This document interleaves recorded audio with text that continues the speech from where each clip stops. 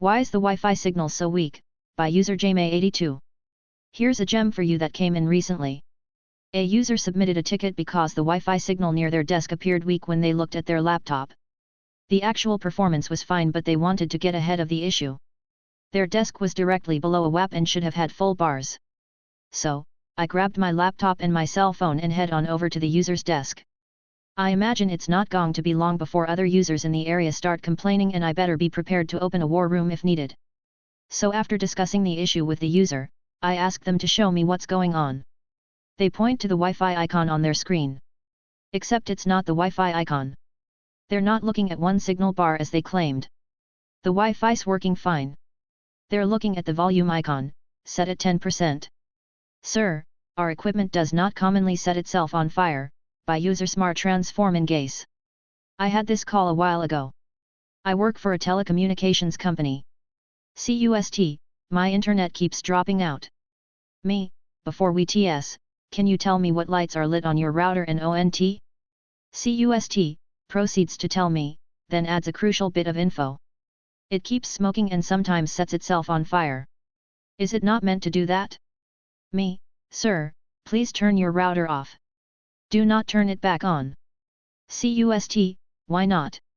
Me, it is not standard for our router to do that, and may set your house on fire. I then place the CUST on hold while I get approval to send out a replacement router from a somewhat bemused and amused manager. I am sending you out a new router. This one is several versions newer than your current one. CUST, thank you.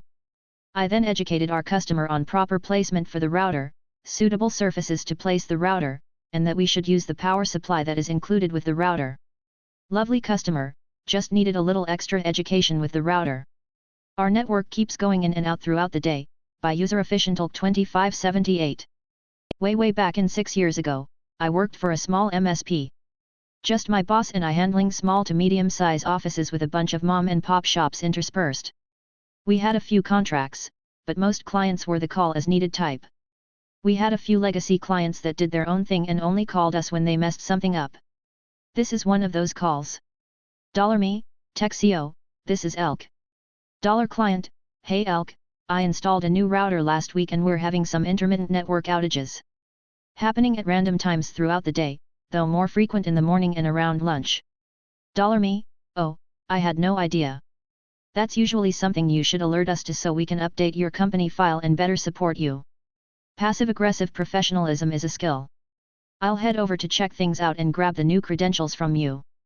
They were a block away from us and the remote connection was failing due to him conveniently leaving that configuration out of the new router. Though he did get the business necessities running for their server application. Good for him. I get over there and start walking towards the network closet, which just houses a wall-mounted switch, router, and modem with a 2012 Essentials tower on the floor. $Client, oh no, it's not over there anymore. I hired my nephew to come move the networking equipment to the break room. $Me, also something you should let us know. Now I'm thinking the cause of the network outages is nepotism, but I decide to do my due diligence before getting angry. I bottle it up and move to the break room. He opens a small cupboard above the kitchen counter and I immediately see the problem. Directly 2 feet below the cupboard sits an 1100-watt microwave which was causing interference every time someone needed to heat something up. Reheat coffee, network outage. Heat up some oatmeal, network outage. I had to start the microwave a few times to prove it to him. Told him to move it and all would be well, then set up our remote access again. Edit, y'all are cracking me up. Thank you, smiley face, how was I supposed to know, by userimes me. My last job was in a school, 200 staff, 2,000 students. Each classroom has a desktop PC with an interactive display board and enough storage space for every staff member who uses that classroom plus a couple of students, in an emergency, to log in and have a local copy of their profile saved. The teachers have been asked not to let students routinely log into the machines. So far, so straightforward. Except for one teacher who loves doing student presentations. And don't get me wrong, they're great teaching tools. But he insisted on having every single student log in separately, load the PowerPoint, display the presentation, and then log out for the next one. Naturally, I get a panicked phone call. Teacher, help! The computer is so slow. It's taking 5 or 10 minutes to log each person in. Me, hey, that's weird, I know you've used that classroom before so it should be quick for you. Teacher, no, I mean my students. They're all supposed to be giving presentations but it's not logging them in. Me, oh, right. As discussed at staff meeting, students shouldn't be logging into teachers' PCs, they should share their files with you so you can present them. Teacher, well, how was I supposed to know that? Just fix the machine. Me, I'm happy to restart it and clear out the saved student profiles, but I will need you to log in, not the students, once I've done that. Teacher, mumble grumble. Which, fine. Okay. He's having a bad day, I guess, but at least we solved the problem. Except 2 weeks later. Teacher, help. The computer is so slow. It's taking 5 or 10 minutes to log each person in. Me, hi, yes, your students should be sending their files to you so that you can present them from your account. Teacher, well, how was I supposed to know that? But they are so cute, by user automatic_mulberry. A long time ago, I was on a contract job, doing desktop support for a fairly big company. I got pretty familiar with the good users and the bad users, and I placed a lot of machines for new hires. We had a pretty normal spec desktop for 90+% of the users, and then a workstation spec for power users. This was much more expensive, of course, and it required additional approval. So one day I placed a new desktop for a new hire. I could tell by the size and location of the cubicle that this was not a VIP, just a regular user. There were definite class lines, higher ranks got nicer cubes, higher ranks still got offices. The work order said they got the standard workstation, so that's what I delivered. Got it all set up, working fine. Closed the ticket and moved on with my life. A couple of days later, I got a new ticket from a name I did not recognize.